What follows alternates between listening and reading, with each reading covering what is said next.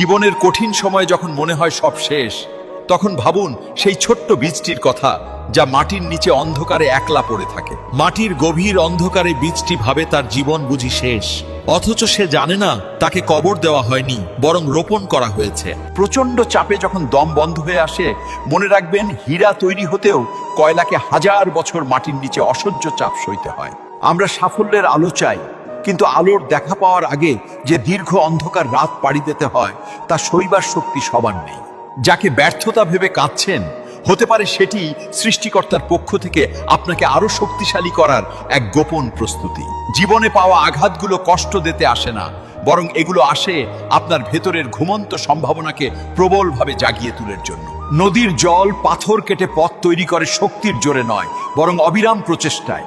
তাই হাল ছাড়ার আগে শেষবার আরেকবার চেষ্টা করুন। মনে রাখবেন, সূর্য ডোবার অর্থ দিন শেষ নয়, বরং এটি ইঙ্গিত দেয় যে আগামীকাল সকালে নতুন সূর্যোদয় আপনার অপেক্ষায় আছে। আপনার আজকের এই চোখের জল আর পরিশ্রম বৃথা যাবে না, কারণ ইতিহাস সাক্ষী, ধৈর্যশীলরা দেরিতে হলেও তাদের প্রাপ্য বুঝে পায়। তাই নিজেকে দুর্বল ভাববেন না।